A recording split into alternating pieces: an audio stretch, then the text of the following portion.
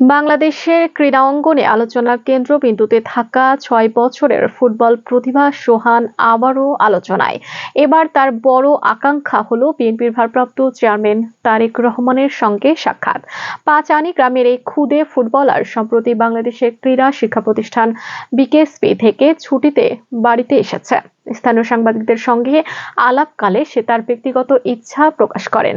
ক্ষুদে ফুটবলার সোহান বলেন, সে তারেক রহমানের সঙ্গে দেখা করতে চান। সাংবাদিকদের বলেন, তার সঙ্গে সাক্ষাতের সুযোগ করে দেওয়ার জন্য। সামাজিক মাধ্যমে ভাইরাল হওয়া ভিডিও এবং ফুটবল নৈপুণ্যের মাধ্যমে দেশের মানুষের মন জয় করা সোহান এখন জাতীয় পর্যায়ে পরিচিতি পেয়েছে। ইতোমধ্যে প্রাথমিক প্রশিক্ষণ সম্পন্ন করে সে বিকেএসপির নিয়মিত অনুশীলন যুক্ত থাকার জন্য ৩ জানুয়ারি আবার ঢাকায় ফিরে যাওয়ার কথা জানিয়েছেন। ফুটবলার সোহানের বাবা সোহেল সংবাদ মাধ্যমকে বলেন, তার পরিবার অনেক খুশি। জাতীয় পর্যায়ে তার ছেলে প্রাপ্তির মুখে আছে। 18 ডিসেম্বর থেকে ও ছুটিতে বাড়িতে আছে। ৩ জানুয়ারি আবার বিকেএসপিতে যোগ দেবে। তিনি 4 ছেলের প্রতিভা দেশের জন্য কাজে লাগুক। তিনি আরো বলেন, এই বয়সে তার এত স্বপ্ন থাকা খুব স্বাভাবিক, তবুও ওর ওই দৃঢ় মানসিকতায় তিনি গর্বিত। দেশের প্রতি ভালো কিছু করতে পারলে এটাই তাদের সুখ।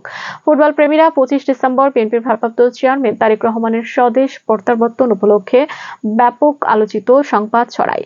ঠিক এই সময়ে মেসি খ্যাত ক্ষুদে ফুটবল প্রতিভা সোহানের মধ্য থেকে একটি আকাঙ্ক্ষা জন্মে, সে তারেক রহমানকে দেখতে চায়, তার সঙ্গে কথা বলতে চায়। স্থানীয় রাজনৈতিক ও সামাজিক নেতারা মনে করেন, এমন প্রতিভাধর শিশুর কাছে দেশপ্রেম বড় নেতৃবৃন্দের সঙ্গে দেখা করার আকাঙ্ক্ষা একেবারে স্বাভাবিক এবং সমাজের স্বীকৃতির একটি অংশ। সোহানের ফুটবল প্রতিভা প্রথম আলোচনায় আসে একটি ভাইরাল ভিডিওর মাধ্যমে। সেখানে সে বল নিয়ন্ত্রণ, ট্রিবল করার দক্ষতা পরিদর্শন করেছিল।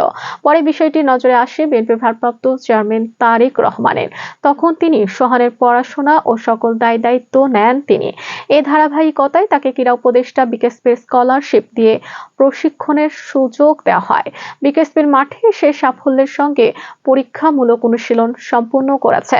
বিকেএসপির কর্তৃপক্ষ ইতোমধ্যেই তার জন্য হোস্টেল ও কোচের তত্ত্বাবধানের ব্যবস্থা করেছে, যাতে সে পূর্ণ মনোযোগ খেলাধুলায় ও পড়াশোনায় চালিয়ে যেতে পারে।